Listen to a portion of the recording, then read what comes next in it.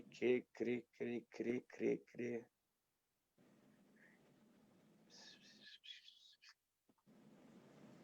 Dia 14/8.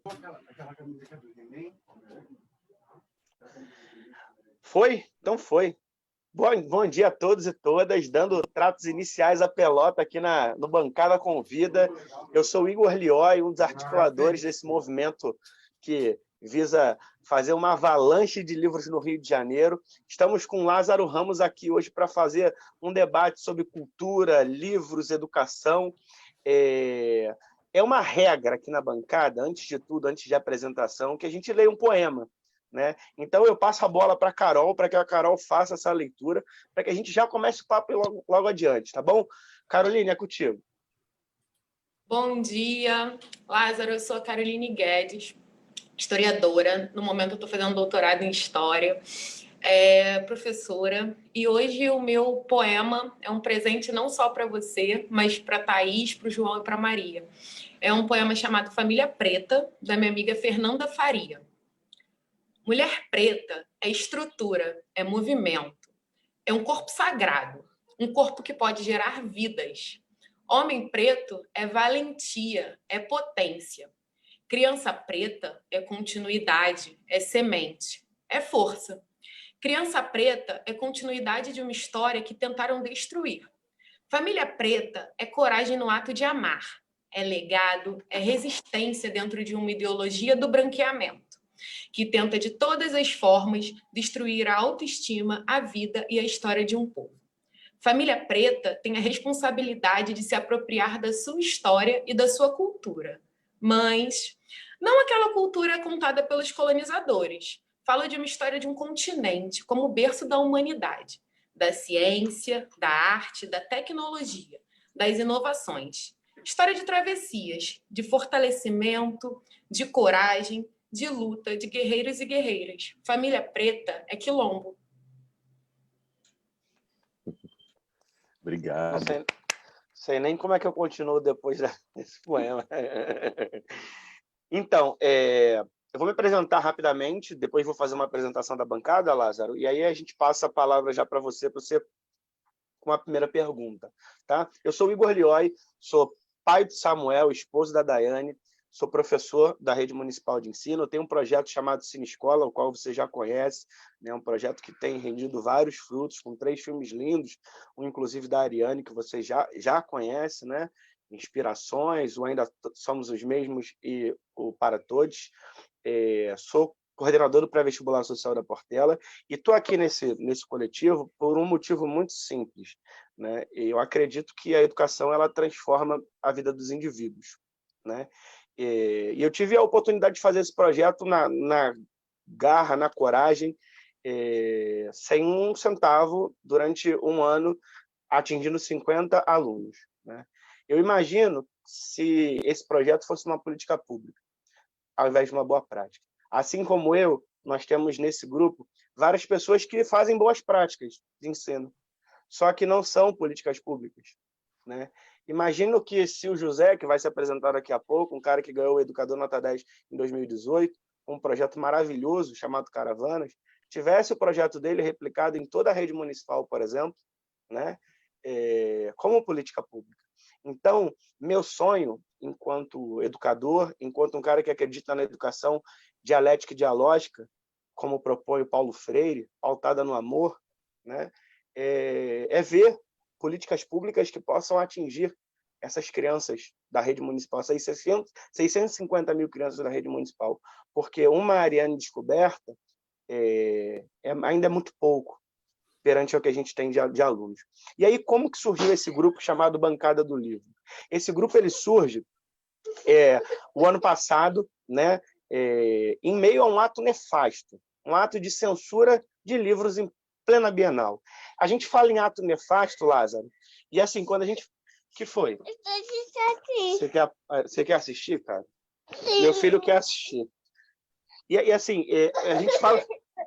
Ele correu da sala, veio para cá.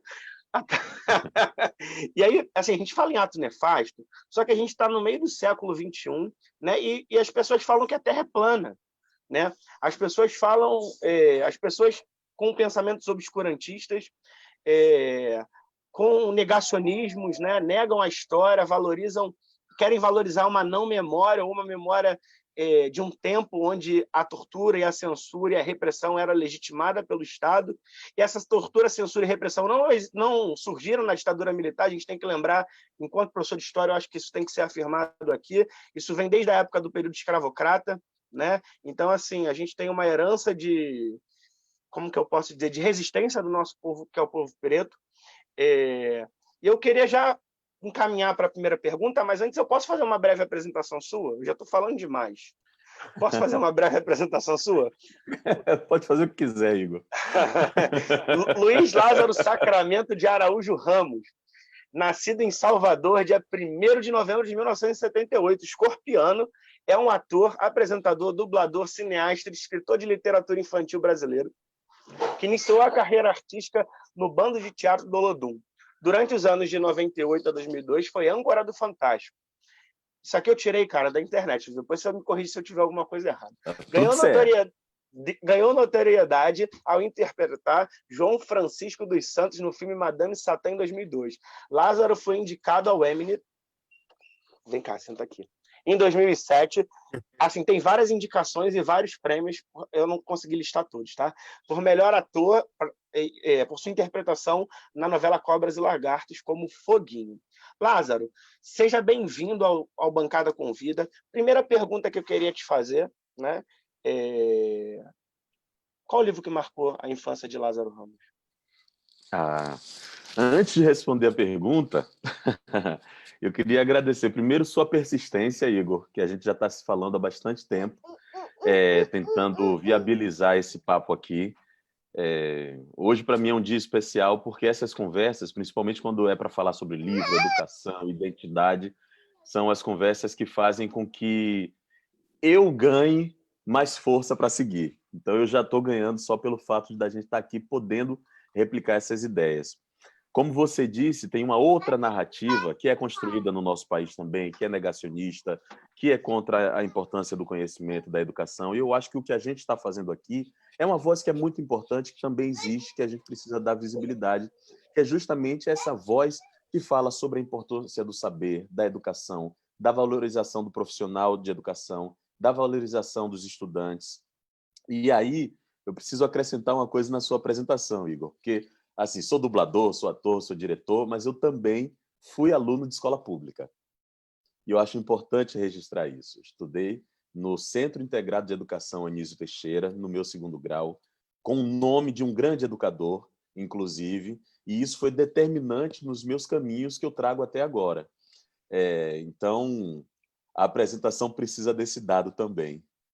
Antes de responder, também queria agradecer imensamente a Caroline pela poesia, que estimula a mim e pela qual eu já agradeço em nome da minha família. A família toda vai ficar feliz depois quando eu mostrar para eles essa poesia, porque é uma celebração do nosso afeto também. Eu sei que é o afeto de várias famílias, mas como você ofereceu para mim, eu vou tomar.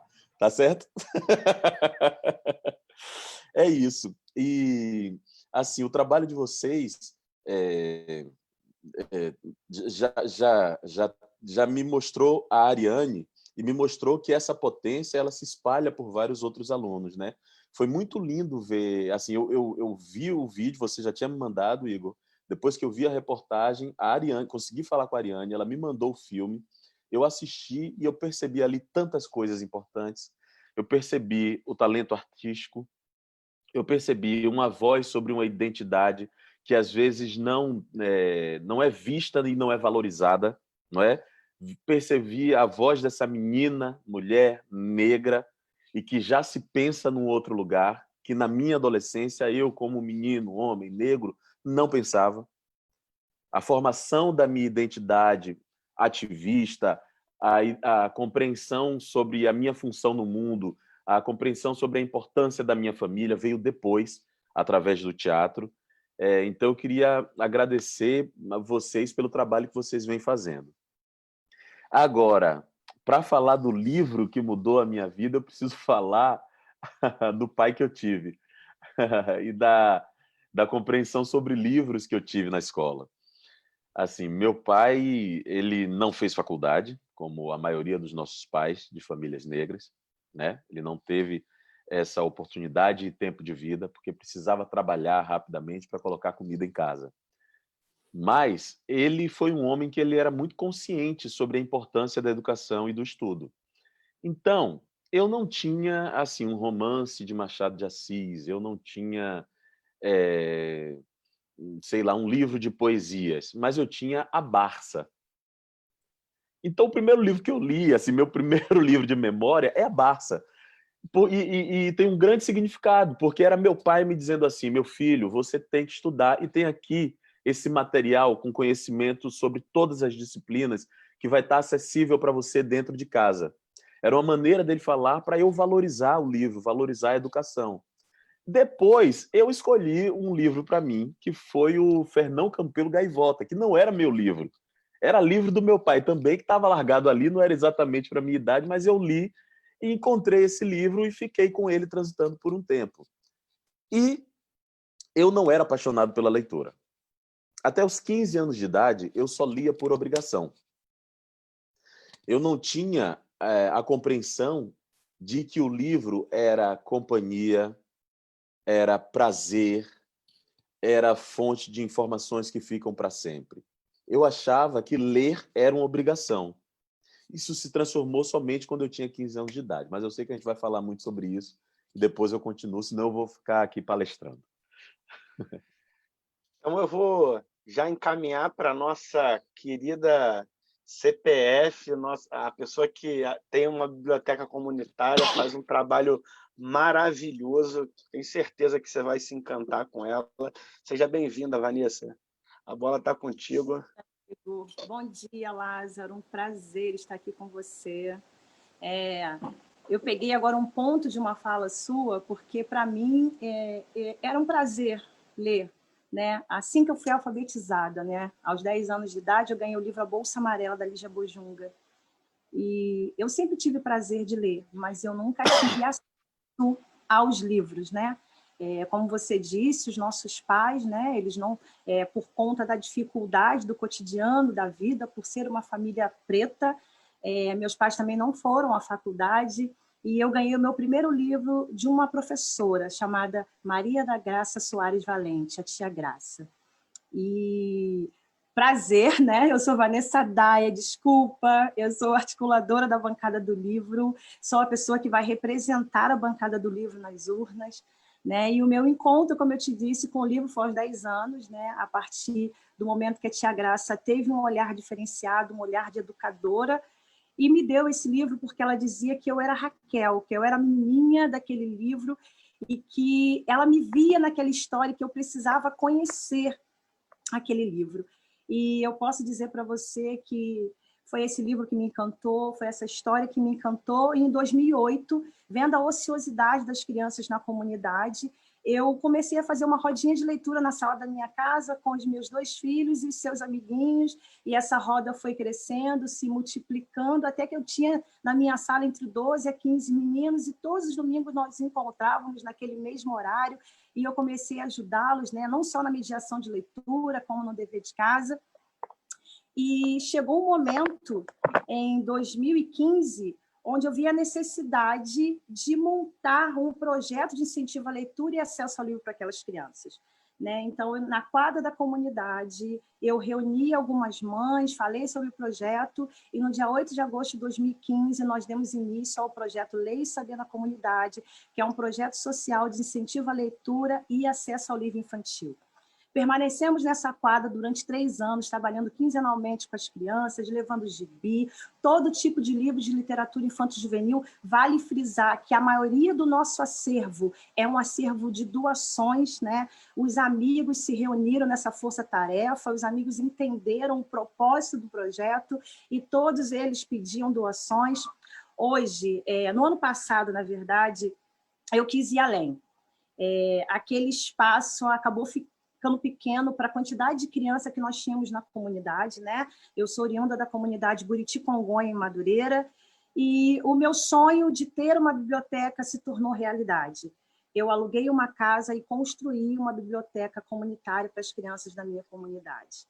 Hoje nós atendemos 118 crianças no projeto Ler e Saber, mas a biblioteca está de portas abertas para receber todas as crianças da comunidade, e tem sido um trabalho que tem sido feito na força, na garra e na raça, né? Com pessoas que acreditam no poder transformador da leitura, que acreditam que o livro é uma ferramenta poderosa de transformação. No ano passado, nós usamos aqui, né, o Caderno de Rimas de João, que é um livro que nós amamos, né? Nós fizemos um trabalho com as crianças, até encaminhei as fotos para o Igor, pedi delicadamente para ele te encaminhar, a oficina que nós fizemos com as crianças. E nós trabalhamos com ele com as rimas, né? E foi um trabalho tão interessante, porque a gente pôde descobrir tantas facetas, né? Tantas nuances que as crianças tinham, mas as crianças não falavam, e tem sido assim, muito gostoso, muito prazeroso estar com as crianças, né? Nesses 5 anos de Ler e Saber na comunidade. Lázaro, a minha pergunta é, sendo fã de literatura infanto-juvenil brasileira, né, eu gostaria de saber como foi o processo de escrita, né, dos 2 livros, Caderno de Rimas de João e o Caderno Sem Rimas de Maria. E eu gostaria de saber em qual momento da narrativa desse livro nós encontramos o menino Lázaro. Que ótima pergunta. Bom, primeiro, obrigado por ter me contado toda essa trajetória. Acho que são ações como essa que fazem diferença, né? O Caderno de Rimas e do João, eles são a transição para uma nova escrita em minha vida, porque o primeiro livro infantil que eu escrevi se chama A Menina Edith e a Velha Sentada. Demorou 7 anos, eu não sabia que era um livro para crianças, eu só queria me comunicar. Esse foi o fruto do primeiro livro. Eu queria falar sobre autoestima, queria falar sobre o uso responsável da tecnologia. Na época eu estava falando sobre minigame, quem diria que chegaríamos onde estamos hoje. A tecnologia, como ela interfere na vida das nossas crianças. E eu queria falar sobre esse assunto, mas, ao mesmo tempo, autoestima e ter um protagonismo desta menina negra era uma coisa fundamental para mim. Era um pouco para escrever para a criança que eu fui, para oferecer um livro que eu não tive acesso na minha infância. Quando meus filhos nascem, a gente começa a ter algumas conversas e outras questões aparecem. Então, eu acho que esses 2 livros, especificamente, eu escrevi para os adultos que eu quero que eles sejam. Era um pouco uma maneira de conversar com eles sobre assuntos dos mais leves aos mais complexos, mas de uma maneira que eu pudesse oferecer ludicidade, criatividade, brincadeira e, ao mesmo tempo, coragem de falar sobre alguns assuntos que, às vezes, a gente não tem repertório para falar com as crianças. Então, o Caderno de Rimas do João é fruto das perguntas que o João me fazia e que, às vezes, eu não sabia como responder. Aí eu resolvi usar rimas para encontrar um caminho de acesso no sentimento dele e no racional também. Eu comecei a anotar, porque ele fazia perguntas assim, de coisa assim, o que é saudade? Nós adultos sabemos o que é saudade, a gente vivencia isso várias vezes, né? Mas como é que você explica exatamente para uma criança o que é saudade? Lá fui eu escrever sobre o que era saudade. Até que um dia ele viu escrito num lugar a palavra sonegar. Aí eu falei, nossa, mas como é que explica para uma criança o que é sonegar? Ela nem sabe o que é imposto, ela já quer saber o que é sonegar. E aí eu fui me impondo esse desafio de encontrar maneiras de explicar essas palavras para eles. Até que chegou o fatídico dia em que ele perguntou o que era morrer. Aí foi o maior desafio, né? Porque tem uma coisa que acontece conosco, com nós adultos. Às vezes a gente acha que não dá para falar com as crianças sobre determinados assuntos. Eu acho que o Caderno de Rimas do João me impôs o desafio de falar sobre qualquer assunto que meu filho estivesse perguntando, mas numa linguagem que ele pudesse acessar. Esse foi o desafio e é isso que eu estou oferecendo para as pessoas. E quem lê esse livro percebe que nele tem humor, tem invenção, né? Mas ele tem uma historinha que costura o livro todo, que é a briga do João com um amigo dele. Aí a gente fala ao todo sobre amizade e perdão também. Agora, tudo isso é a tese que está por trás, porque, antes de tudo, eu quis fazer um livro divertido de ler, porque eu acho importante criar essa relação afetiva. E como eu sei que o fato de eu ser ator, algumas pessoas vão procurar esse livro por isso, então eu usei como estratégia fazer um livro muito divertido, que tivesse muito entretenimento para as pessoas se sentirem acolhidas e se apaixonarem, e às vezes a pessoa que lê esse livro como primeiro livro da vida passar para um segundo. É um livro absolutamente estratégico nesse sentido. Aí vem Maria Antônia, né? Chega na minha vida, que eu sempre falei, ter filha mulher eu acho que não vai ter diferença nenhuma. Eu já trabalhei em maternidade, meu primeiro emprego foi como técnico em patologia, e o meu primeiro estágio foi numa maternidade em Salvador, chamada Tiscila Balbino. Eu tirava sangue de bebês, eu convivia com criança o tempo todo, tem criança na minha família, menina e menino não tem a menor diferença, e de repente Maria nasce. E eu passo 2 meses sem coragem de trocar a fralda dela. E até hoje eu não sei qual é a explicação disso. Eu não sei por que é que eu tive essa dificuldade. Não sei se eu achava que eu não tinha habilidade de lidar com o corpo dela. Eu não sei se eu tinha medo de, na hora de trocar a fralda, não limpar direito e ter uma infecção. Até hoje eu não sei qual é a explicação. Mas aí eu me impus o desafio de entender o que é que era esse impacto em minha vida. E assim nasce o caderno Sem Rimas da Maria, da minha percepção das diferenças da Maria. Não estou falando exatamente do gênero, dela ser uma menina e João um menino, mas as diferenças que ela trazia para a nossa família. Como, por exemplo, Maria é uma criança que ela grita o tempo todo por liberdade. Ela fala sobre a importância do espaço dela. Ela tem uma outra maneira de lidar com os brinquedos dela. Ela tem uma outra maneira de lidar com o tempo. O tipo de humor dela é diferente do humor do João. Cada um tem uma identidadezinha que já vem ali com eles e que eles vão apresentando para a gente. Aí eu resolvi fazer um caderno sem rimas, justamente porque eu percebi as diferenças dela. E aí eu comecei a criar palavras inspiradas na relação com Maria. E foi muito lindo, porque são palavras inventadas e a pretensão é que essas palavras um dia entrem nos dicionários oficiais, porque eu aprendi muito ao criar essas palavras, porque elas descrevem sentimentos e sensações de uma relação afetiva com a minha filha. Palavras como Denguindacho, que virou música também no projeto Viagens da Caixa Mágica, que fala sobre a minha relação, a relação de Lázaro como pai, Thaís como mãe, do carinho, do afeto, dos cuidados com o cabelo da Maria. Isso surgiu no momento que eu estava penteando o cabelo dela, prendendo, entendendo, inclusive, porque eu tive cabelo grande há muito tempo atrás. Então, esses cuidados com o cabelo da minha filha criaram essa palavra, denguindacho, que é um dengo nos cachos dela. Vestu é uma outra palavra que apareceu, que é muito da Maria, assim, super criativa. Então, toda criança faz isso, né? Inventa roupa, pega o jornal, pega um saco plástico e fala que é uma roupa de sei lá o quê. Então, a gente inventou Vestu. E é isso, é muito um processo de autopercepção da relação com Maria. E quem quiser conhecer essas palavras, se não tiver acesso ao livro, pode ter acesso ao canal do YouTube Viagens da Caixa Mágica, que é um projeto musical inspirado nas poesias, nos textos do Caderno de Rimas do João, Caderno Sem Rimas da Maria. Ah, interessante. Obrigada, Lázaro. Sensacional, sensacional. Próxima pergunta é minha amiga Caroline Guedes. Ela é uma pessoa que eu tenho um carinho, um afeto muito grande. Estudamos juntos na UF, né? Caroline é menos preguiçosa que o Igor, porque ela continua, já está no doutorado. O Igor voltou para a academia agora, para cursar um mestrado. Então, assim, fico muito honrado de dividir esse espaço com Caroline. Seja bem-vinda, Carol, novamente. A pessoa faz um projeto como se em escola e vem falar que é preguiçoso, enfim. É muito difícil para mim, não, mas é muito difícil falar depois de você e da Ariane, né, como o Lázaro falou, e da Vanessa, que eu sempre me emociono todas as vezes que eu ouço quem é Vanessa.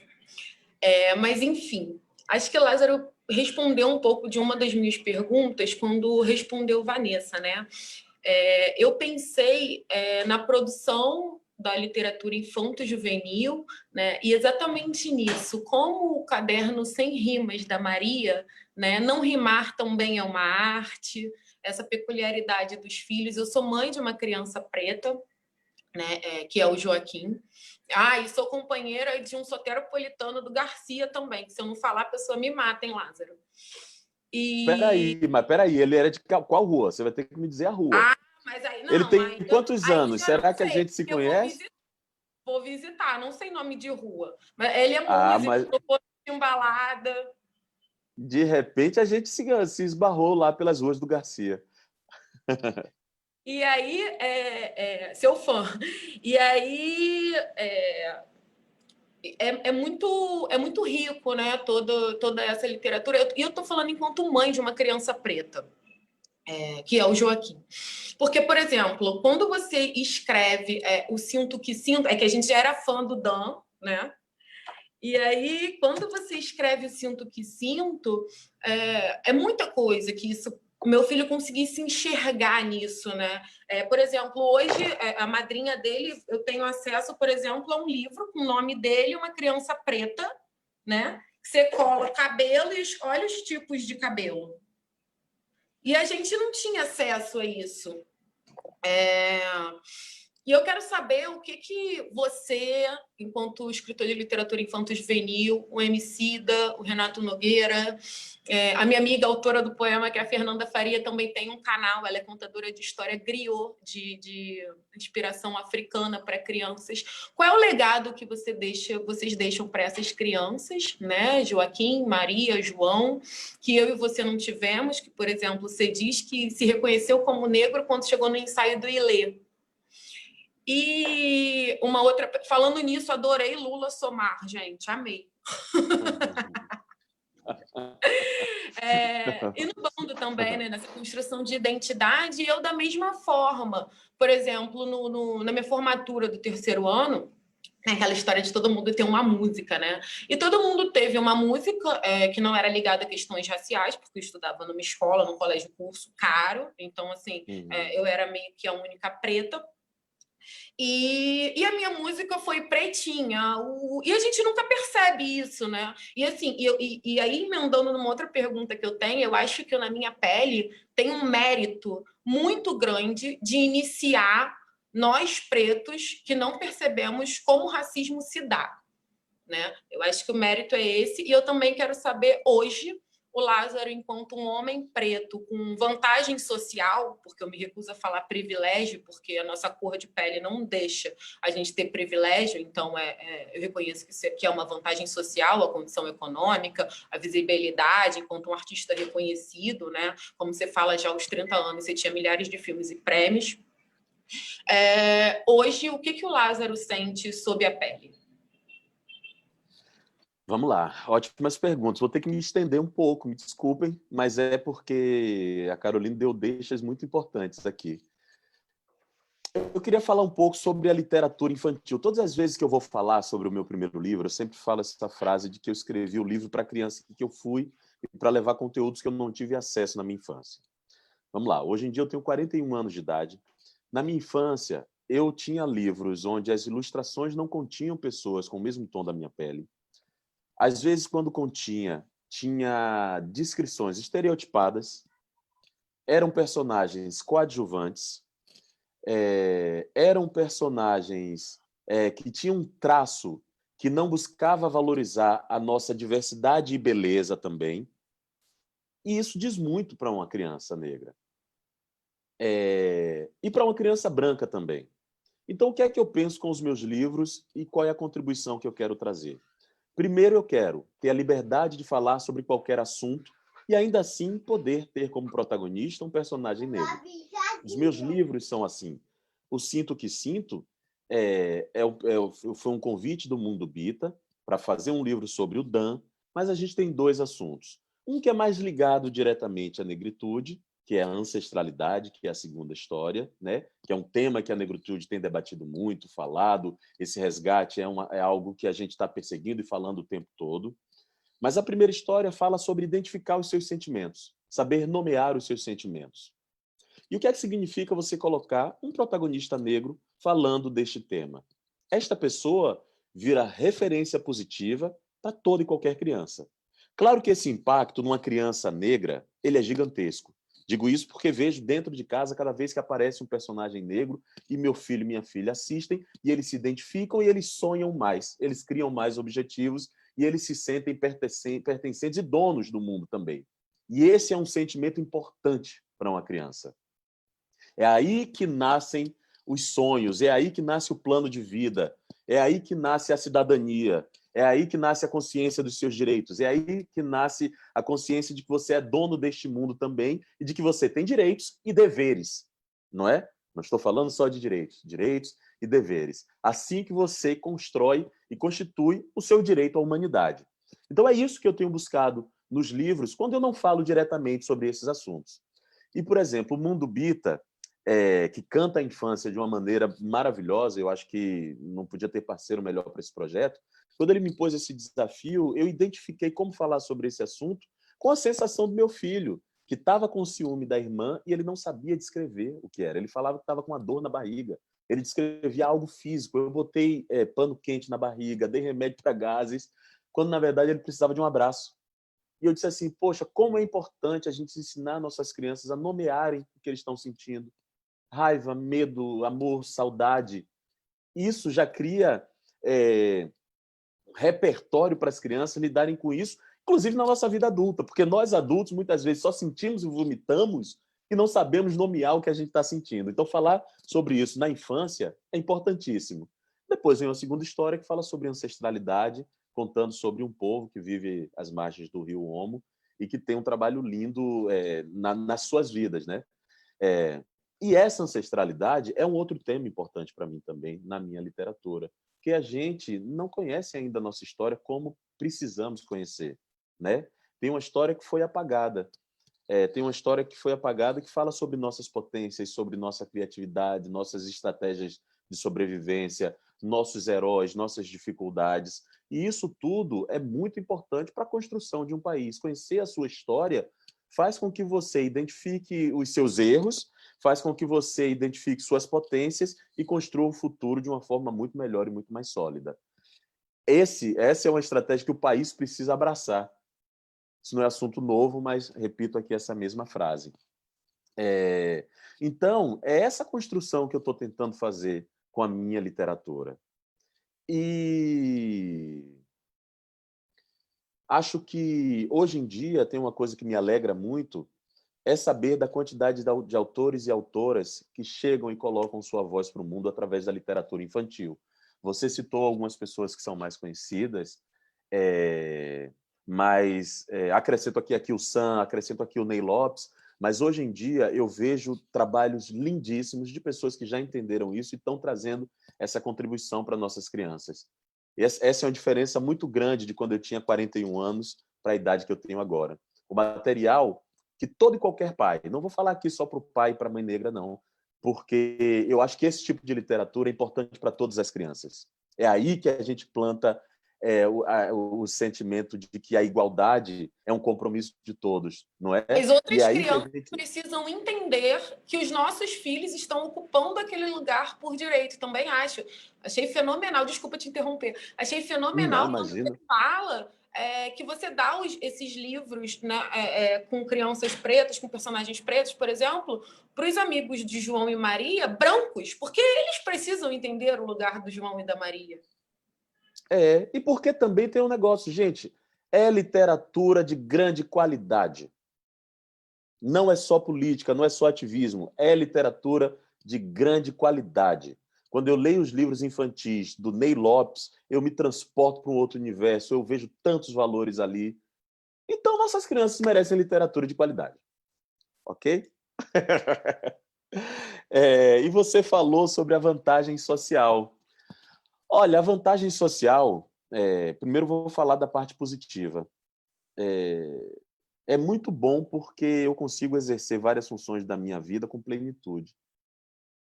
Eu consigo criar os meus filhos com tranquilidades que meu pai não teve na época dele. Eu consigo ter minha voz escutada por várias pessoas. Eu consigo expressar os meus desejos e minhas ideias e ter a escuta, coisa que muita gente não tem, né? Às vezes as pessoas, nas suas realidades, encontram essa escuta, essa possibilidade de ser líder dentro das igrejas, não é? Por isso que as pessoas chegam no baile funk, às vezes, e dançam daquele jeito porque na sua semana passa o dia todo trabalhando como invisíveis e cria essa cultura que é de expressar com o seu corpo a sua existência. Eu não passo por isso. Eu consigo ter diversidade no meu trabalho. Eu consigo fazer comédia, eu consigo fazer drama, eu consigo fazer cinema, eu consigo fazer teatro, eu consigo fazer televisão, eu consigo ter uma presença na internet. E isso é muito bom. Agora sou uma exceção. E o fato de ter sido cozido no Bando de Teatro Olodum, no bairro do Garcia, né? Esse bairro de Salvador, que quem mora em Salvador sabe exatamente qual é a realidade desse bairro. Esse grupo de teatro, formado por atores negros muito talentosos, mas que plantaram sementes de percepção de mundo em mim, fazem com que eu tenha um compromisso. A minha vantagem social não quer dizer que eu não continue em luta. Eu continuo em luta e acho que morrerei em luta. Sou livre e prisioneiro dessa realidade. Porque o meu trabalho hoje em dia é, claro, sustentar minha família, ter o meu trabalho, dar vazão aos meus anseios artísticos, mas também é dar visibilidade para outras pessoas talentosas e que não têm oportunidade. A minha produtora é uma produtora que trabalha nesse sentido, de dar vazão a esses talentos todos que a gente tem. As narrativas que eu crio nos meus livros, nas peças de teatro que eu escrevo, nas obras de televisão que eu escrevo, são atravessadas por essa sensação de que tem vários talentos e pessoas que precisam de oportunidade que o Brasil não viu e que não dá oportunidade, né? Isso tem um preço também, né? Mas eu estou disposto a pagar ele, porque eu tenho sido muito feliz a cada vez que eu encontro com pessoas talentosíssimas e que trazem uma percepção de mundo que o país precisa. É isso. Caroline congelou. Cara, eu não sei nem o que falar. Eu não sei o que falar depois de tudo isso que você falou. Eu estou congelado também. E eu queria dizer que você é uma referência, né, para todos nós, né, para muitos professores, até porque a gente enfrenta no dia a dia, Lázaro, um grande problema, que é a falta, por exemplo, de formação para os professores para que a Lei 10.639 ela possa ser cumprida em sala de aula, né, de maneira transversal, para que os alunos entendam o que a nossa ancestralidade é, né, para que você, por exemplo, consiga combater os ataques aos terreiros. Muitas mães de santo vêm sofrendo ataques a terreiros assim de maneira abrupta e a quantidade em escala cada vez maior. Essa semana a gente teve uma vitória, né? A possível devolução de todos os artigos religiosos que estavam presos lá no Museu da Polícia, né? Que foi fruto de um documentário fabuloso chamado Nosso Sagrado. Uma vitória para o nosso povo, porque os caras desacralizaram várias imagens que são imagens sagradas, né?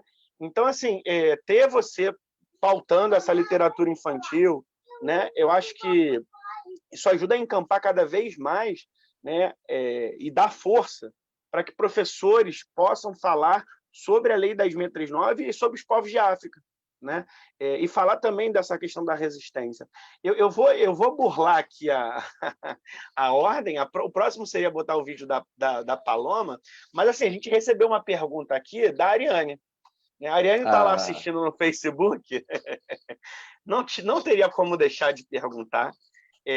A Ariane escreveu assim: Lázaro, que dica você daria para quem quer escrever um livro sobre suas visões, sobre o que vê, sobre o que sente de mundo? Será que daria um bom livro? Ariane, claro que daria um bom livro. Queria primeiro parabenizar de novo aqui. Já postei no Instagram e tudo, mas parabenizo de novo você pelo seu filme. Desejo sorte lá na competição em Brasília e dizer que ações como a sua é o que dão sentido à minha caminhada. É assim que eu pego forças para continuar. Então, obrigado por ser referência para mim também. Tá? Claro que dá.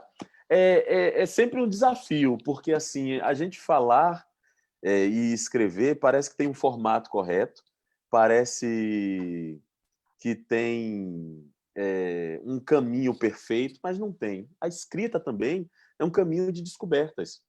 Eu acho que o primeiro conselho que eu posso dar é escreva. Escreva, coloque no papel, não se policie. Aí é um lugar que é muito importante. O papel, Nossa, o papel é uma companhia e é um dos lugares mais acolhedores que você vai encontrar no mundo. Estou falando papel, mas hoje em dia, né, papel é a pessoa que é da época de máquina de datilografar, né? Hoje provavelmente é computador. Mas, se não for o computador, será um caderno que você vai anotar coisas como eu, que tenho aqui. Ó. Eu tenho computador, mas minha vida é assim. Ó. Eu anoto coisas no papel porque é o que está mais fácil, mais acessível. E isso se transforma em alguma coisa. Eu acho importante falar isso, né? Que vai com liberdade. Agora, aí está a responsabilidade. Leia muito também. Porque essa leitura vai te dando caminhos e identidades, vai pegando suas referências. E tomar cuidado para não ser influenciado pela voz alheia apenas, né? Porque eu tenho certeza que tem uma voz dentro de você que é única, que é particular e que é importante para o mundo. É isso que faz com que os livros sejam tão diversos hoje em dia, quando a pessoa encontra a sua voz. Eu estou falando isso porque Na Minha Pele eu demorei 10 anos para encontrar qual é a minha voz.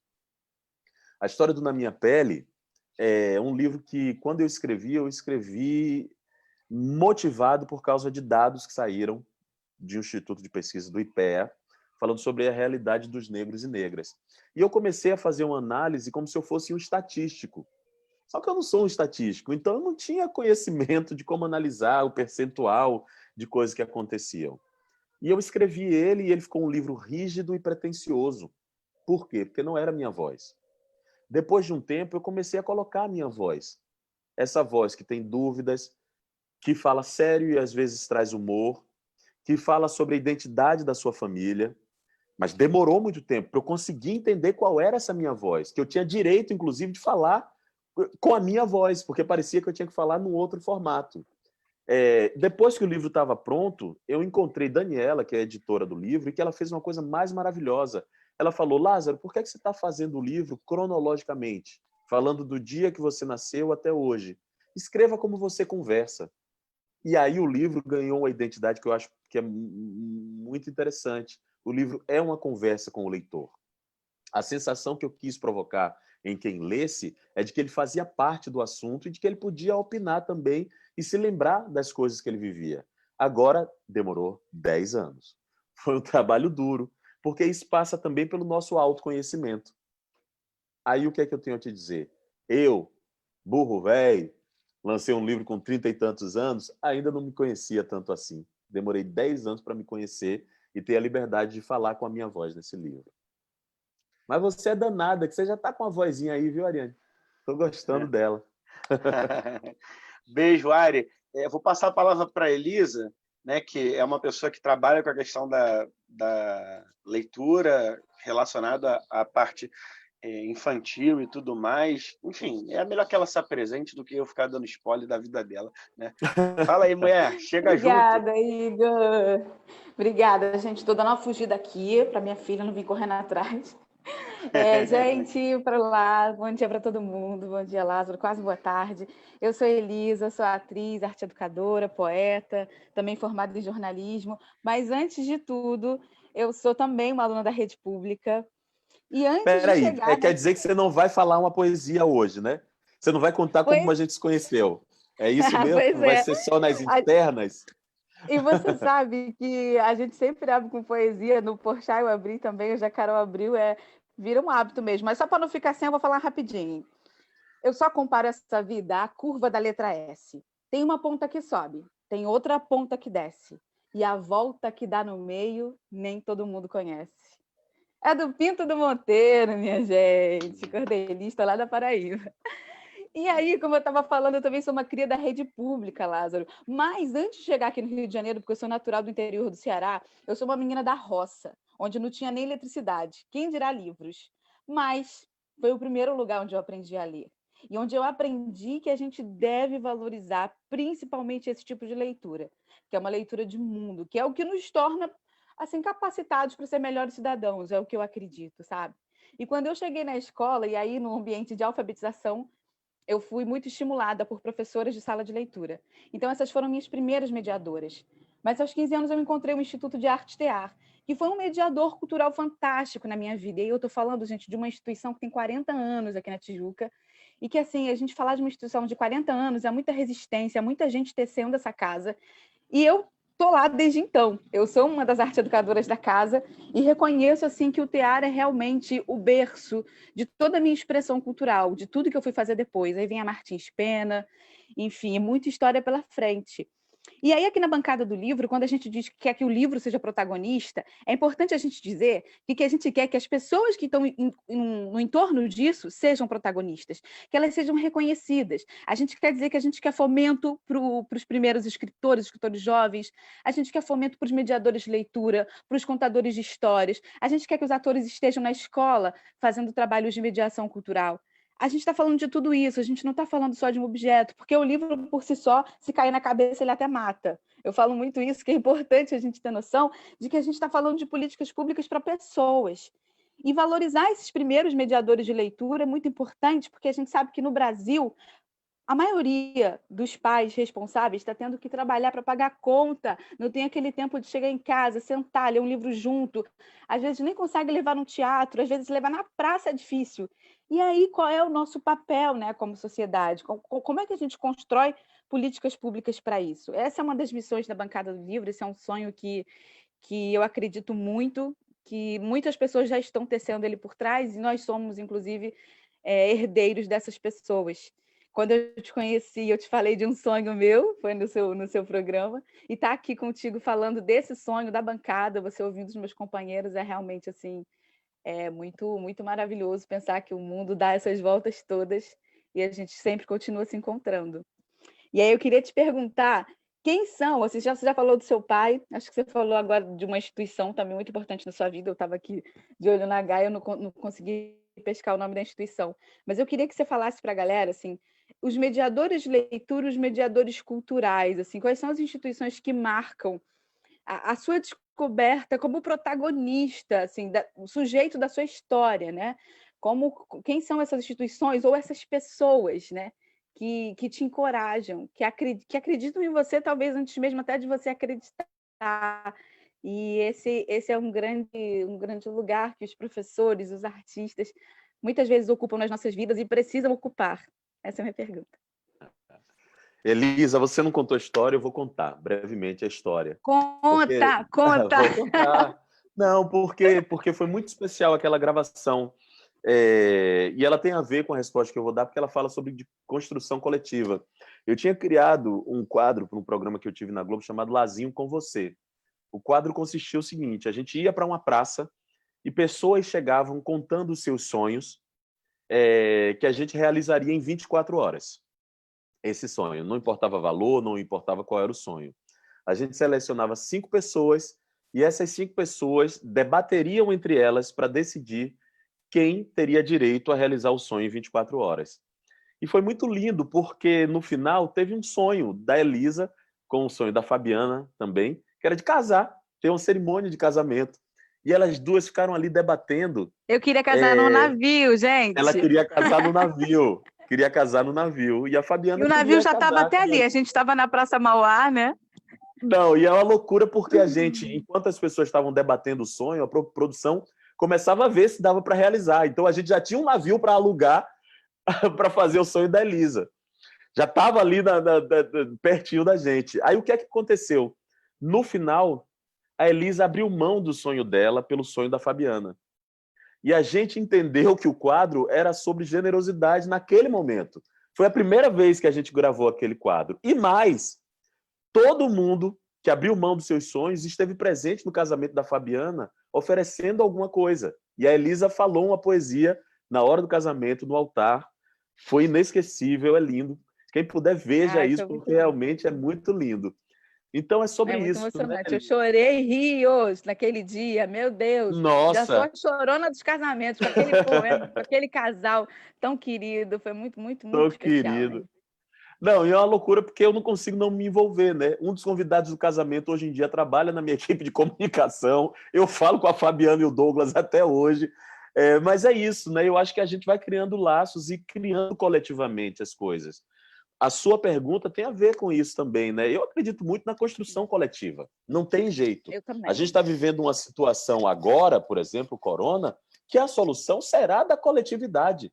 Não vai ser um indivíduo. Não é só o cara que vai inventar, ou a moça, a mulher que inventar a vacina, que vai resolver o nosso problema. Passa muito pela construção do nosso coletivo, da nossa responsabilidade com os hábitos de higiene, com o uso da máscara, com a gente aprender essa nova cultura que a gente vai ter que viver, com a solidariedade, que é o que a gente está precisando muito, com a compreensão de que a gente está vivendo em comunidade e não terá jeito da gente não se relacionar. A gente precisará se relacionar. Eu sou fruto disso, dos relacionamentos que eu criei na minha vida. O Bando de Teatro Olodum é o primeiro lugar que me ensina isso. Aquele grupo de atores com outras profissões, mas que tinham um sonho de ter sua voz escutada no teatro e que se reuniam de segunda a sexta, das 7 às 10 horas da noite, vindo dos seus trabalhos ou das suas escolas, para fazer arte. Hoje, completa 30 anos, nesse mês aqui. É o grupo de teatro com maior longevidade da América Latina. Isso diz muito. Dessas pessoas que querem ter uma voz. E está lá, o Bando, não posso deixar de falar. Em um momento da minha vida também, tive o Liceu de Artes e Ofícios, que era uma instituição que entendia que precisava ter curso de marcenaria, precisava ter curso de costura, precisava ter curso de gastronomia, mas que precisava também ter a arte como alicerce disso tudo, para abrir horizontes, para abrir cabeças. E lá no Liceu de Artes e Ofícios, eu tive uma passagem que foi muito importante na minha vida, fazendo um espetáculo como ator, que era apresentado para os alunos de escola pública, para falar sobre preservação do ambiente escolar e preservação das relações dentro da escola. Eu vivi isso na minha vida e foi muito importante. Eu tenho uma figura chamada Zebrinha, que vocês sempre vão ver eu falando de Zebrinha. Zebrinha é o coreógrafo do Balé Folclórico da Bahia e do Bando de Teatro Olodum. Homem negro que com 16 anos de idade saiu do Brasil, foi para a Holanda tendo o sonho de dançar e hoje em dia virou um dos maiores coreógrafos e dançarinos do mundo e que exporta alunos. Tem aluno de Zebrinha no Balé Bolshoi, no Momix, no Rei Leão, ao redor do mundo. O coreógrafo das montagens do Rei Leão é aluno de Zebrinha e ele volta para a Bahia com 30 e poucos anos de idade dizendo eu tenho que retribuir para a minha comunidade agora. E junto cria o Balé Folclórico da Bahia, que potencializa vários talentos e que cria uma arte de excelência e que é exportada para todos os lugares. E com 15 anos de idade, me pega para filho e me ensina a comer de garfo e faca e me ensina que existe um mundo que eu preciso olhar. Ele me apresenta a Nina Simone, ele me apresenta o Alvin Ailey, ele me apresenta Martin Luther King e Malcolm X, ele conversa comigo sobre a importância de eu ter sonhos. É isso que essas pessoas oferecem para a gente, né? E é tudo que eu falei aqui é com pensamento comunitário, né? Porque é sempre com o pensamento de saber que a gente tem direito de sonhar, tem direito ao afeto, mas a gente também tem deveres com as nossas comunidades e que a gente pode contribuir. Foi nesse caldeirão que eu fui cozido. Adorei essa expressão que eu fui cozido. Eu vou usar essa parada aí, hein? Me apropriei. Obrigada, querido. Obrigado, Você falou em coletividade, Lázaro. Quando a gente começou a formar esse grupo lá atrás, quando eu fui convidado pelo Gladson, né? Éramos eu, ele e Vanessa com esse sonho, né, de fazer essa avalanche de livros. E aí foram chegando aos poucos, né? Paloma, Elisa, José, Igor, Neliana. Desculpa te interromper. Vou falar Nada. uma coisa que pode ser até polêmica agora e acho importante falar porque a gente está falando para jovens. Hoje em dia, quando eu converso com um jovem, às vezes me falta repertório para falar com eles sobre como é que eles vão ter uma boa vida no futuro. Porque quando a gente vê quem se dá bem no nosso país, está muito ligado, às vezes, a esporte, à cultura ou à política. A política é esse lugar de tanto descrédito, não é? Um lugar que está infestado da sensação de que a corrupção é a tônica dominante, não é? E como é que você fala para um jovem hoje em dia, leia, estude? É importante conhecimento, é importante a cultura, é importante a educação. A sua vida vai ser transformada através disso. Quando ele olha para o lado e o que ele vê é, às vezes, quem tem as piores práticas tendo a melhor vida. É muito delicado. Hoje, aqui nessa conversa, eu acho que a resposta é através da coletividade. É se potencializando, mas estando ligado ao seu coletivo. É se agrupando. A individualidade pode criar histórias de exceção, como a minha, inclusive. Mas a transformação, ela passa pela coletividade. Então, o que eu queria dizer aos jovens é: se potencialize, mas esteja atento à sua comunidade. Isso vai transformar. É aí que você vai conseguir criar novos caminhos e novas estratégias. Descobri isso agora, conversando com vocês. Não, e essa questão da coletividade para a gente é muito importante, de pedir para a Glaucia soltar o vídeo da Paloma, né? É muito importante para a gente, porque você percebe que é um coletivo muito heterogêneo, mas é um coletivo homogêneo, que é, como gosta de dizer o Gladson, né? Ele tem como pauta principal e como conteúdo de transformação dos seus indivíduos o livro, né? Então, você olhando a biografia de cada um desses indivíduos aqui, né, a única maneira que nós conseguimos algum tipo de privilégio, se assim posso dizer, dentro dessa sociedade que carece muito de uma educação de base forte, né, foi através dos estudos. Né? Eu não ganhei na Mega Sena, Gladson também não, Vanessa também não, e a gente é o dia a dia da batalha, acreditando que a gente pode, através da educação, transformar a vida desse país. Glau, tá no ponto aí para soltar o vídeo? Sim, vou soltar. Solta a produção.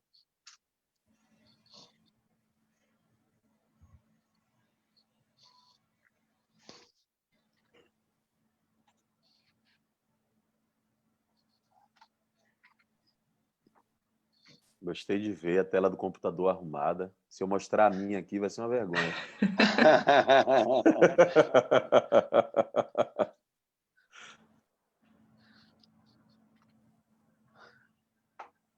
Não era para demorar tanto assim, mas... Foi não. Patrocínio do iFood. Deu erro.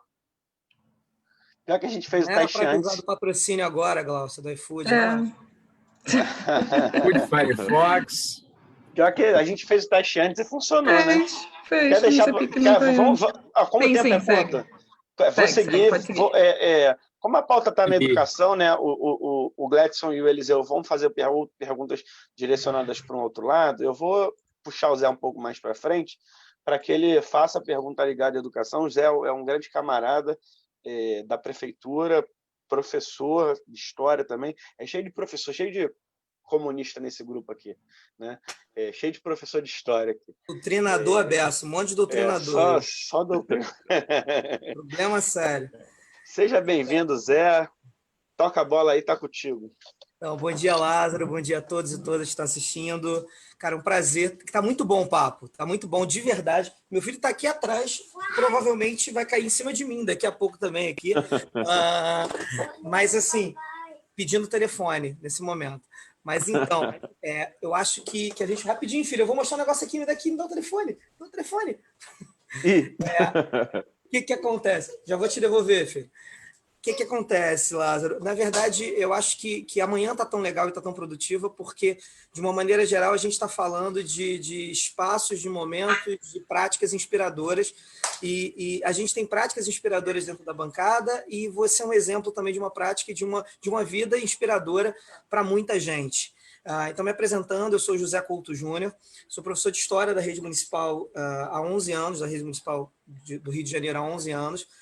Há 1 ano e 8 meses, eu sou diretor de uma escola, mas entre os anos de 2016 e 2018, eu fiz com meus alunos de uma escola de Realengo um projeto chamado Caravanas Limites da Visibilidade.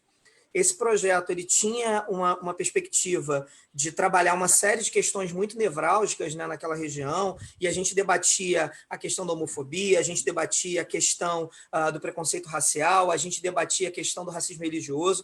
Então, assim, obviamente, você foi tema do Caravanas em um determinado momento, obviamente o nosso sagrado foi tema do Caravanas em um determinado momento, a gente trabalhou, a memória do Facebook, e por isso que eu puxei o telefone do meu filho aqui, faz 3 anos exatamente que os meus alunos tiraram essa foto.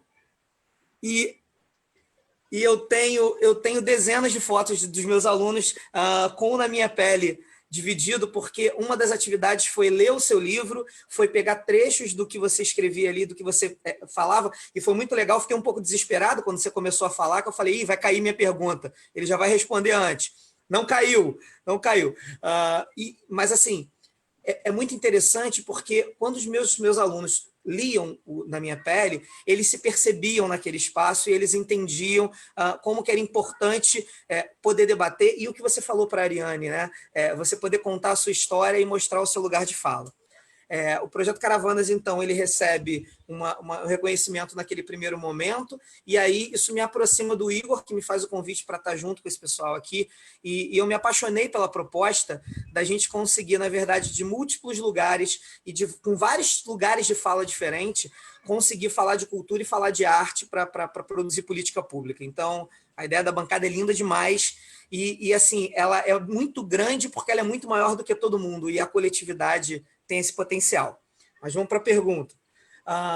O Projeto Caravanas ele falava da questão da invisibilidade social, e Na Minha Pele, em muitos momentos, você mostra essa tensão de um moleque que ainda não tinha noção de o que era, como é que era, que sofria por várias situações, pela questão do preconceito, ou não entendia que aquele preconceito perpassava. Enfim, você estava em construção. E o Caravanas tenta fazer uma proposição de tirar alunos, de mitigar a invisibilidade social desse espaço para que esses alunos possam se empoderar. Diante disso, a pergunta você já falou um pouco do coreógrafo, enfim, mas quem seria a sua referência, assim como você hoje é referência para os meus alunos, quem seria a sua referência naquele momento para você se perceber, se empoderar e entender que ser preto e pobre não significa que você é inferior a ninguém? Se perceber, na verdade, como alguém que pode sim produzir, pode fazer coisa muito boa, como a Ariane faz, como meus alunos fizeram, e como você hoje está fazendo, já com uma história construída. Então, assim, para a gente entender como é que funciona esse processamento na cabeça de uma pessoa que hoje já tem um lugar de fala e já está empoderado do espaço de onde está falando. Zé, essa resposta é muito curta. Meus professores e a cultura popular. Os primeiros. Meus professores e a cultura popular. E ter sido aluno de escola pública, as coisas que eu ouvi dos meus professores, o momento em que eles me viram. Eu tenho uma história muito bonita que explica por que é que eu não evadi da escola. Porque num determinado momento, minha mãe estava doente e eu precisava botar dinheiro em casa. Tinha 16 para 17 anos de idade. E eu fui para a escola nesse dia decidido a ser o meu último dia na escola. Olha como são as coisas. E quando eu cheguei, eu estava mais calado nesse dia, e professora Idalina, professora de vidraria, era patologia clínica que eu fazia. Professora Idalina olhou para mim e falou assim: Lázaro, tá tudo bem? E eu falei: tá, professora, tá tudo bem. E ela disse uma coisa, meu Deus do céu. Meu Deus.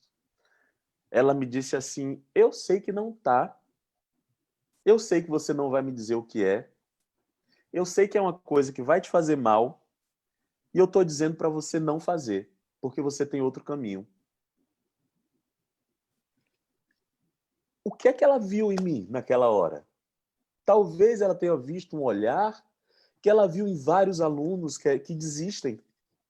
E eu não desisti por causa disso.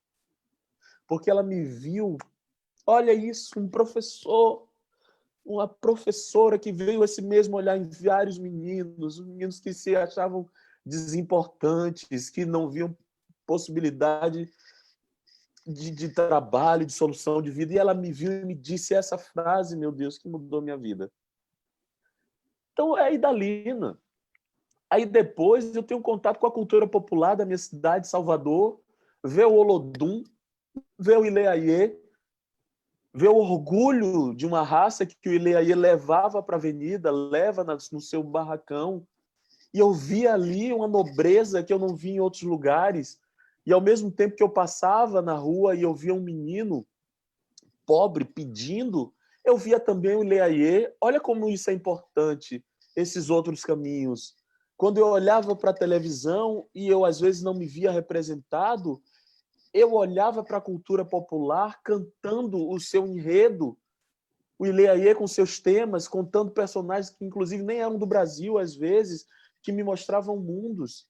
Foi isso que me fez ser quem eu sou e ser tão metida besta e achar que eu tenho alguma importância, de que eu tinha o direito de chegar no teatro e fazer o personagem que eu sonhasse e de que eu tinha o direito de escrever uma peça de teatro sem nunca ter escrito nada.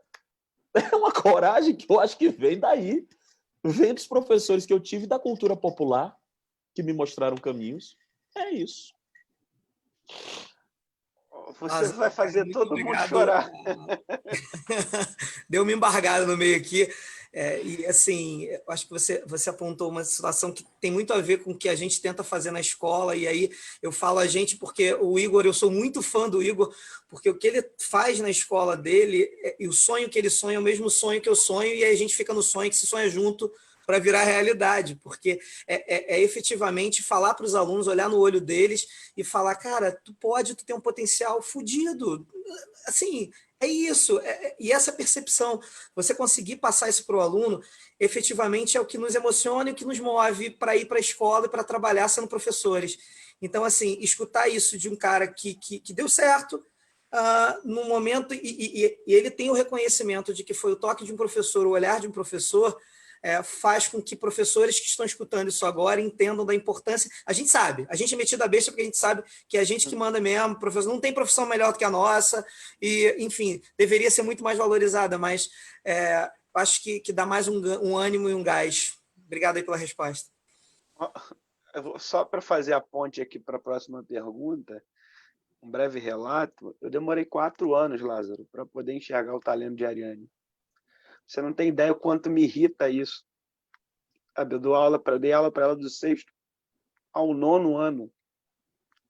E eu só consegui entender e valorizar aquela narrativa, um projeto de cinema, porque eu tinha feito um projeto de cinema numa comunidade como a da Portela, num curso feito pela escola, num curso de comunidade, encampado pelo André da Costa Pinto, pela Cecília Rabelo, que valorizava as narrativas daquela comunidade. Eu tive a oportunidade de fazer um filme sobre meu avô.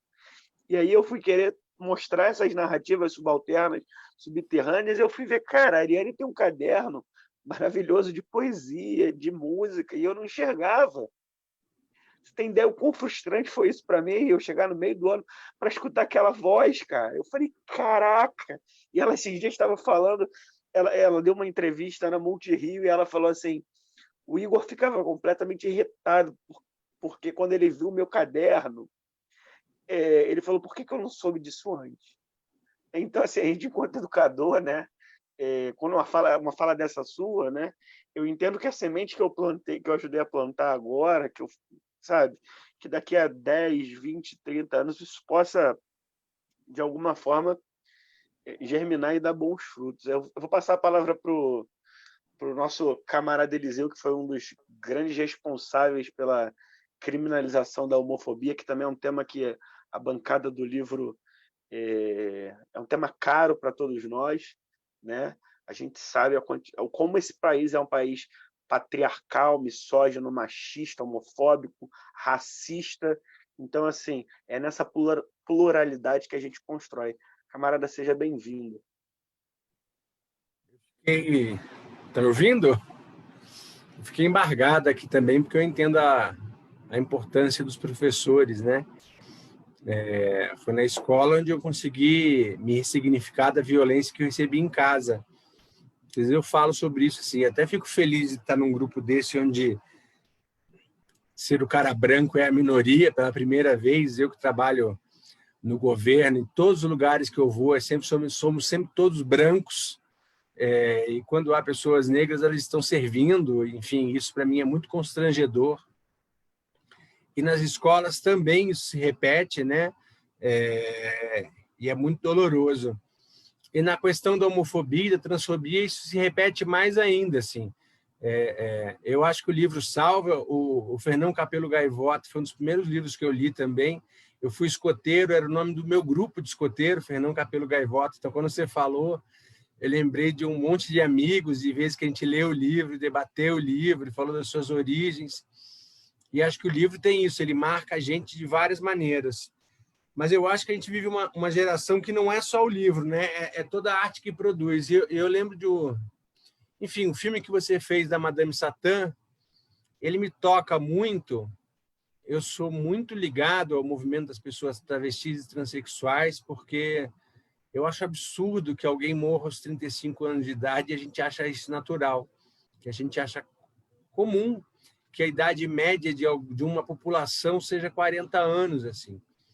E pior, a gente acha que é isso, que elas são agressivas, que elas são violentas, que elas são prostitutas, que este é o lugar delas, que a gente não pode ter travestis médicas, dentistas, advogadas, embora eu tenha várias amigas e amigos travestis nessas posições. Eu acho que a educação tem um papel fundamental nesse embate. Assim. Hoje em dia, foi em 2017 que a gente conseguiu garantir, por um decreto, que elas tivessem um nome social respeitado nas escolas. Então, antes, a Maria era chamada de João na escola. Isso não fazem 2 anos. Elas morrem de infecção urinária porque não podem usar o banheiro adequado dentro da escola. Isso, na realidade do Rio de Janeiro, é muito grave. Tem meninas que têm que usar o banheiro do diretor 3 andares depois, quer dizer, não vai ao banheiro. E eu queria saber de ti, Lázaro, como é que foi viver esse filme, os preconceitos, os desafios. A gente conhece a casa da Madame Satã, é uma casa na Lapa, abandonada, que é da prefeitura. Em 2016, quando eu estava ligado à prefeitura, a gente lutou para transformar num museu LGBT. A gente não existe ainda no Rio de Janeiro um museu que fale da história. Até comentei na entrevista com o Porchat, a gente tem as roupas do Clóvis Bornais, várias revistas, livros, a Turma OK, dessa história de luta, assim, né? São mais de 30 anos, pelo menos, de luta desse movimento no Brasil, e a gente não consegue contar essa história. As pessoas sequer sabem quem foram o Trevisan, enfim, as pessoas que fizeram parte disso. Eu queria ouvir você falar um pouco sobre o filme, o personagem, e sobre o que você sofreu depois dele, de bom ou de ruim. Ai, Madame Satã. Posso dizer? Não sofri nada de ruim. Agora, porque acho que esse filme representa um outro Brasil. Madame Satã foi um filme que, no Brasil, teve no cinema, nas salas de cinema, 150 mil espectadores. Não sei se hoje teria 1.000, se estreasse hoje. Acho que isso diz muita coisa. Naquele momento, era um Brasil que estava percebendo em busca da sua diversidade como valor. Um Brasil que entendia que nós somos muitos, temos várias vozes e que temos histórias que podemos nos emocionar e nos sensibilizar com todas elas. Através de um olhar muito especial do Karim Ainuz, que é o diretor, que é um olhar afetivo, curioso, sobre uma figura que era mítica, que é mítica do Rio de Janeiro, mas num olhar íntimo e respeitoso com a Satã. Eu vindo da Bahia para o Rio de Janeiro, e sem ter conhecimento do Madame Satã, sem ter conhecimento da Lapa, sem ter como o movimento LGBT como uma pauta na minha vida artística era mais voltada para as temáticas negras, que o bando Teatro Olodum me propunha. Eu tinha 21 anos de idade na época daquele filme. E o Karim, o diretor, ele me pega pela mão e ele me mostra um novo mundo. E de um jeito muito especial. É muito pelo olhar de Karim que eu conheci o Madame Satã. Os lugares que ele me levou, os filmes de referência que me deu para assistir, as pessoas que ele me colocou para conversar. Eu fui levado pelas mãos do Karim. E aprendi a ter esse olhar respeitoso e afetuoso também com o Karim. Não que eu antes fosse desrespeitoso, mas é porque liga uma chave, né? A gente liga uma percepção que não está no nosso dia a dia, porque não é a minha realidade.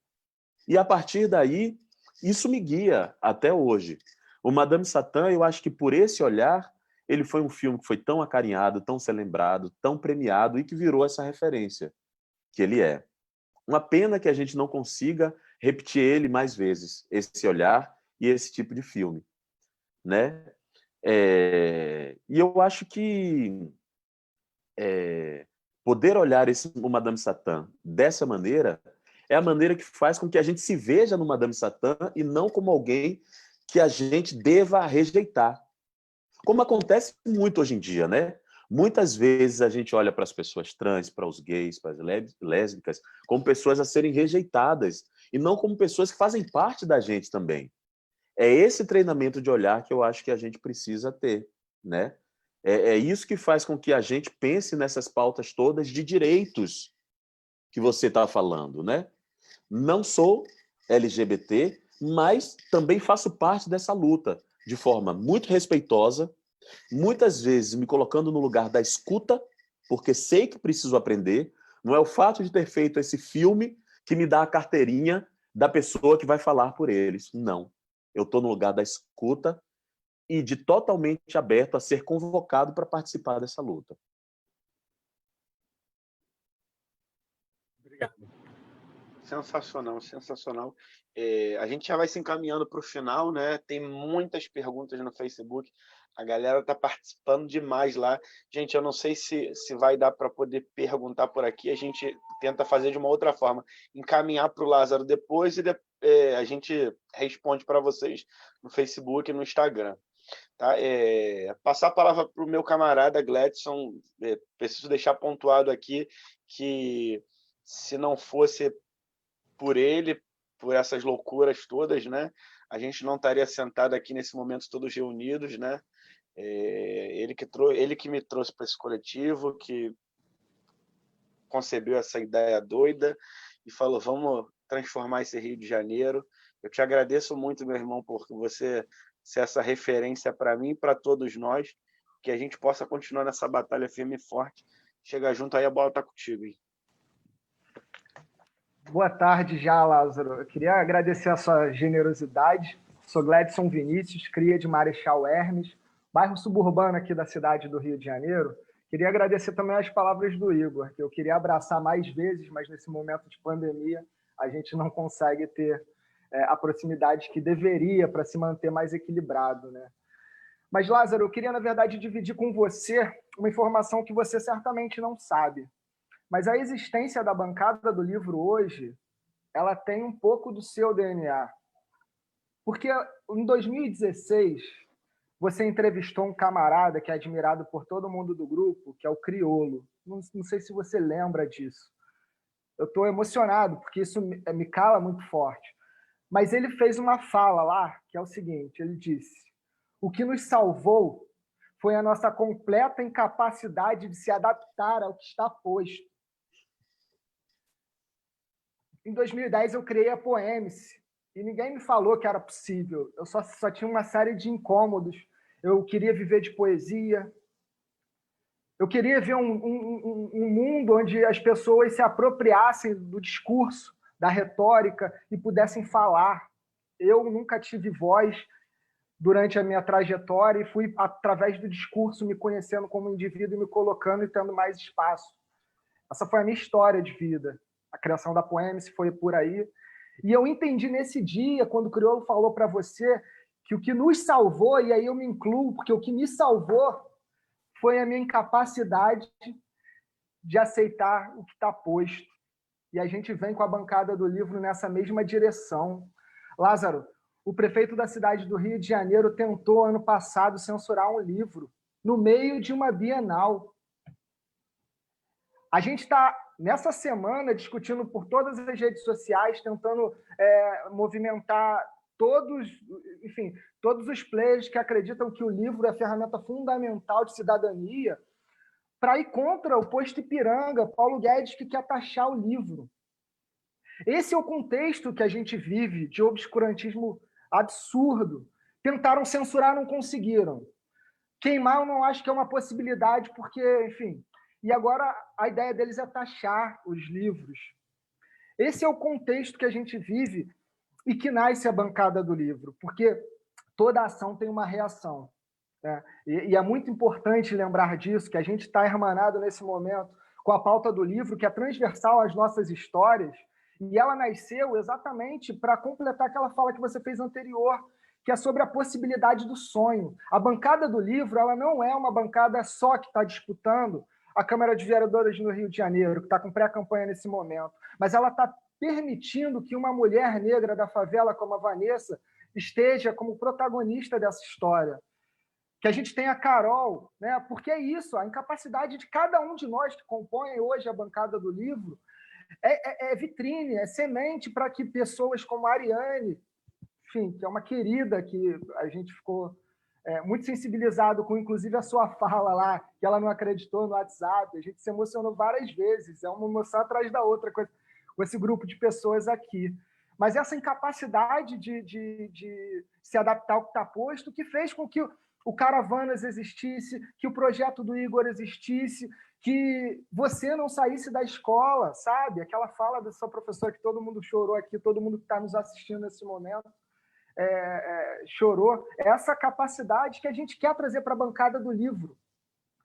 E aí, enfim, eu precisava dizer isso tudo para você, te agradecer pelo programa Espelho, que eu acho que não era um programa que você fazia para as pessoas, mas para si mesmo. Eu li no seu livro, que inclusive ele me acompanha. E isso reflete exatamente o que a gente precisava. A gente, Gladson, lá do subúrbio do Rio de Janeiro, extremamente impactado por uma fala dessa. E nesse contexto de tanto obscurantismo, Lázaro, eu quero que você ajude a gente com palavras de incentivos, do tipo, como que a gente pode fazer para além da bancada, como que a gente pode cada vez mais mostrar que é possível sonhar hoje em dia, né? E entender que o fato de você existir não quebra a regra, inclusive.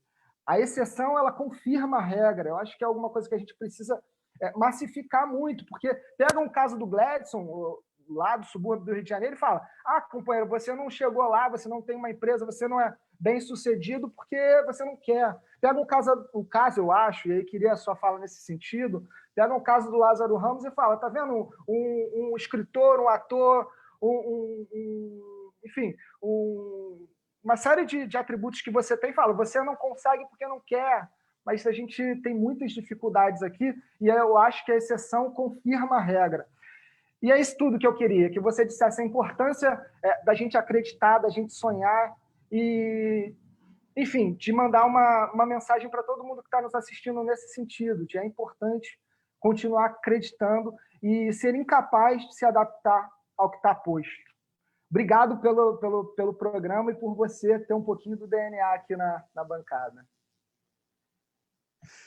Obrigado, Gladson. Obrigado mesmo. Pô, eu vou fazer uma fala que tem algo de inspiradora, mas tem algo de crítico também. Acho que preciso. Eu tenho muito falado atualmente contra a esperança, curiosamente, porque eu acho que às vezes a esperança dá uma sensação de que um dia chegaremos lá. A gente reafirma de que o Brasil é o país do futuro e a gente não trabalha para o hoje. Eu estou muito defendendo o esperançar, que é ter fé, mas com ação. É fazer hoje, é cobrar hoje, é se posicionar hoje, é lutar hoje, é ser solidário hoje, é denunciar hoje. A gente já ouve falar que o Brasil é o país do futuro há muito tempo, a gente está em espera há muito tempo. E a gente vive um ciclo, né? Um ciclo que, às vezes, tem uma circulação de poder, mas ainda assim tem ideias e mecanismos de funcionamento do país que permanecem. E que é o grande atraso do nosso país. Então, esperancemos. Agora, esperancemos também de uma maneira, e aí vem a minha crítica, que é uma maneira que é ser radical na crença do afeto, ou seja, de que nós somos afetados pelo todo e que nós afetamos o todo, e na radicalização de que precisamos estar próximos das pessoas. Não importa qual é a sua origem, não importa qual é a sua religiosidade. Eu digo isso porque a gente tomou um susto com o Brasil que se revelou nos últimos anos, e que esse susto ele vem também porque a gente foi se afastando da realidade das pessoas. A gente, inclusive, começou a criar novos preconceitos e que a gente foi se afastando mais e mais. Acho fundamental a gente se aproximar, não dos líderes religiosos, mas dos fiéis das igrejas. A gente precisa conhecer os evangélicos, a gente precisa conhecer os adeptos de religiões de matriz africanas, a gente precisa conversar com os católicos. Agora, conversar sem impor. Essa conversa onde a gente entende qual é a voz, qual é o anseio dessas pessoas, é muito importante, porque as pessoas acabam que estão indo para outros lugares e estão à deriva, e estão fugindo da coletividade, vivendo em ilhas radicais e manipuladas para um lado que é muito perigoso. que é um lado que tenta ser extremista e não coletivista. A gente precisa resgatar essa conversa. Eu, inclusive, não sei quais são as estratégias, mas a gente precisa estar perto. E a gente precisa, pelo menos esse é um exercício que eu tenho feito. O Na Minha Pele é um exercício que passa por este lugar. Conversar com uma linguagem acessível a todos. A gente precisa se repensar nesse lugar também. Porque a gente está se afastando, porque às vezes as nossas teses criam linguagens que provocam afastamento, não provocam acolhimento. Eu estou falando isso não é para vocês, nem para quem está ouvindo, não. Eu estou falando para mim também. Eu estou falando para mim também. Eu faço esse exercício todos os dias, em cada coisa que eu vou postar na internet, em cada palestra que eu dou agora de forma online. Aproximar, acolher, aproximar, escutar, estimular. É o exercício que a gente precisa fazer para a gente conseguir alcançar esse nosso objetivo, que é o quê? De ter uma sociedade igualitária para todos. Eu acho que o sonho da gente, que a gente está falando aqui, é justamente para isso, né? Mas eu acho que precisa fazer esse exercício. Por isso que eu estou falando isso. Falo com todo o meu respeito, todo o meu coração. Porque eu acho que vocês estão indo enfrentar uma coisa que é muito importante, né? Que é poder ter a máquina pública em prol da educação, em prol do conhecimento, né? Em prol da valorização desse ambiente sagrado que é a escola e que é a educação, e que é um desafio gigantesco, né? A gente convencer, a gente tem que já começa da necessidade de convencer de que educação, conhecimento, cultura são coisas importantes e fundamentais na construção de uma sociedade. Imagina disputar o voto, né? Que é um lugar que a gente sabe que é um grande desafio. Então, se posso me ousar a falar alguma coisa, ouso falando isso. Obrigado, Então, meu querido. dando tratos finais aqui a pelota, né? Já são 12h31. Eu queria te agradecer. Vou te agradecer, mas vou te fazer uma última pergunta. Queria te agradecer demais, te pedir desculpa por esse incômodo aí nos últimos 2 meses, que eu realmente incomodei mesmo, porque eu falei, não, vou mandar mensagem, não, eu já tenho, né? E é uma coisa que eu acredito muito, como eu já disse ao longo do papo, né? Você falou uma questão da ancestralidade, né? Essa semana a gente teve uma perda irreparável, né? Da Chica Xavier. Eu deixo aqui nossas condolências para o Clementino Júnior, que participou na semana passada com a gente de um papo fenomenal, ele e a mestra Carmen Luz, sobre cinema, né? Cinema negro. Então, fica aqui o registro. Né? Assim como ela, outras pessoas vieram antes para pavimentar esse caminho de luta, Abdias Nascimento, Milton Santos, a dona Ruth, que foi homenageada em enredo pela Santa Cruz, enfim, e tantos outros. Né? Mas a minha pergunta, Lázaro, ela é a seguinte, para poder te fazer essa pergunta, e aí já um encerramento, para depois a Vanessa fazer a nossa finalização com uma poesia.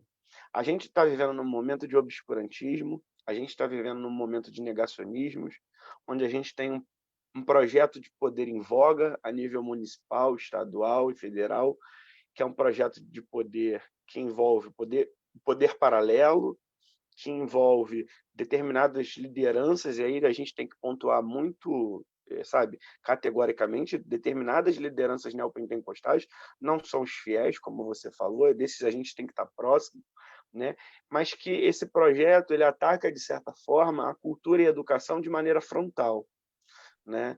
Tentaram adiar a questão do Fundeb, nós conseguimos resistir, a Lei Aldir Blanc foi aprovada, e assim, de pedrinha em pedrinha a gente tem resistido a todos esses ataques. Né? O posto Ipiranga, que não entende de gasolina, está tentando taxar o livro. Né? Eu queria perguntar a você, o que o Lázaro sente enquanto artista, enquanto um cara que acredita na educação transformadora, quando ele vê uma experiência coletiva, uma pré-candidatura coletiva de professores artistas, como a bancada do livro. O que significa a bancada do livro para o Lázaro Ramos? É meio que de frente com o Gabi. Tá? Se quiser responder em uma palavra, uma frase, eu queria entender de você o que você enxerga disso, dessa potência. Eu acho muito potente de verdade, porque isso traça os novos caminhos que a gente precisa. A sensação que eu tenho é de que antigas ideias morreram e a gente ainda não amadureceu as novas para colocar no lugar, ou a gente não resgatou antigas ideias que a gente se esqueceu. Essa iniciativa é justamente a, a disputa de narrativa necessária. Mostrar que tem caminho, mostrar para as pessoas que estão adormecidas de que tem gente trabalhando e de que está tentando outras alternativas, está tentando um meio do caminho, está tentando valorizar coisas que estão esquecidas e que estão tentando fazer com que seja sucateada. Eu acho que é isso que o Brasil está precisando. A gente está precisando de ideias como essa. A gente já tentou várias coisas a gente celebrou, outras a gente se decepcionou, mas essa é uma ideia pioneira e que ela faz parte justamente de uma coisa que eu acho importante a gente falar.